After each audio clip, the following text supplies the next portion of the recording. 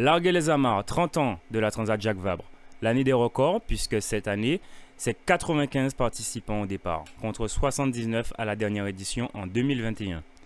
95 équipages qui se sont jetés à l'eau depuis la Normandie, le Havre, destination Martinique. Pour la deuxième fois consécutive, l'arrivée a apporté un nouvel élan à la course. L'île aux Fleurs a reçu le titre du patrimoine mondial de l'UNESCO. Cela apporte un attrait encore plus important à l'île. Nous sommes sur le point d'accueillir l'ensemble des skippers avec beaucoup de bonheur. Et évidemment, la Martinique ne cesse de mettre en avant l'ensemble de ses atouts, à la fois de savoir-faire avec l'ensemble de ce village composé de socioprofessionnels, mais également de notre culture et puis de notre fameuse yole inscrite au patrimoine. C'est sûr que c'est un peu bizarre pour moi qui ai l'habitude d'être sur l'eau et de courir en tant que compétiteur. Mais cette fois-ci, je suis de l'autre côté de la barrière et je suis dans l'organisation de l'arrivée. Et pour moi aussi, c'est fabuleux parce que j'étais un peu à l'origine avec Damien Longueville d'arriver à décrocher cette destination de Transat Jacques Vabre. Et pour moi, c'est un grand plaisir de voir les choses se monter, de voir et de vivre cette arrivée à la Martinique. Un rêve devenu réalité avec une équipe 100% martiniquaise, une première sous la Transat Jacques Vabre. 1 an et demi qu'ils ont travaillé dur sur le projet, ça n'a pas été simple. On a eu, entre guillemets, les fonds très tardivement. Le bateau, on l'a eu il y a à peine un mois. Donc dans la préparation, c'était très compliqué. Même aussi pour le choix du duo qui devait partir. À la base, c'est Emric qui devait partir. Parce que Emric, moi-même, on est tous les deux aussi skippers. Et finalement, on a dû choisir entre c'est Hervé et Jean-Yves qui sont partis. Mais Emric, c'est le team manager. Du coup, c'est lui qui est, entre guillemets, le relais entre le bateau et la terre. Donc c'est lui qui a toutes les informations et qui doit échanger avec le comité de course. Et aussi à terre, on était sur la préparation du bateau, sur tout ce qui est changement des petites pièces et de tout ce qui va avec. Et voilà, on a essayé de les accompagner au maximum pour que pour le départ, ils soient en pleine forme, quoi. Alors c'était très important justement pour nous d'avoir un équipage, de pouvoir soutenir et d'avoir cette opportunité d'avoir un équipage martiniquais en plus qui a eu une expérience yole, donc très beau parallèle entre voile traditionnelle et puis cette épreuve sportive internationale. C'est un rêve d'enfant qui se réalise. On est en train de dire aux Martiniquais, aux Martiniquaises, aux amoureux de la mer qu'il y a quelque chose de possible quoi, dans cette histoire. Et puis on a en face de nous un équipage extrêmement positif, résilient, qui a fait, je crois, face à quelque chose de terriblement impressionnant au départ, qui tient bon, avec un état d'esprit très positif. Et tout ça, ça nous fait vraiment beaucoup de bien. Alors il faut savoir qu'aujourd'hui, on est la plus petite équipe. Mais c'est vrai que sans cette équipe-là, ça ne serait pas possible. Puisque le travail n'est pas juste sur l'eau.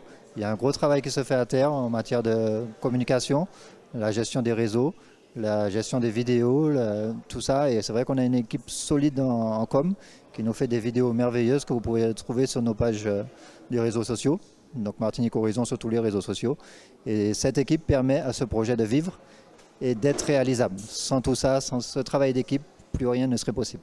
Ce sont les valeurs martiniquaises qui sont mises en avant, résilience, confiance, valorisation, fierté et puis nous solides quoi. Voilà, nous avons un équipage solide comme la Martinique. Oui, je suis fier. Et puis, vous voyez, c'est la 2e édition. On sait déjà qu'il y en aura une 3e, puisqu'on a signé 3 éditions. Mais bien sûr, le but, c'est de pérenniser au-delà de ça le partenariat avec Transat Jacques Vabre pour que la Martinique soit le lieu de destination de cette transat, de pérenniser. Et vous voyez, bien sûr, il y a un équipage martiniquais cette année avec Martinique Chalian, Hervé Jean-Marie, Jean-Yves Aglaé. Et ça, c'est très important parce que ça va. Il y a beaucoup de marins qui sont de grande valeur à la Martinique. C'est vrai qu'ils n'avaient pas de support course au large jusque-là. Ils naviguaient plutôt sur les yoles ou sur des katas de sport, des F-18. Et je pense que ça va développer la course au large à la Martinique. Je suis persuadé que dès la prochaine édition dans 2 ans, il y aura plus qu'un équipage martiniquais. Alors on va dire quelque chose de simple. On va juste leur dire un mot simple qui nous a été inspiré par Max. C'est ça. Pourquoi pas vous? 30 ans d'histoire écrite par les 534 marins qui ont bravé l'Atlantique depuis 1993, entre le Havre et les plus belles terres de café. En effet, 30 ans, 95 duos pour 4 vainqueurs à l'arrivée.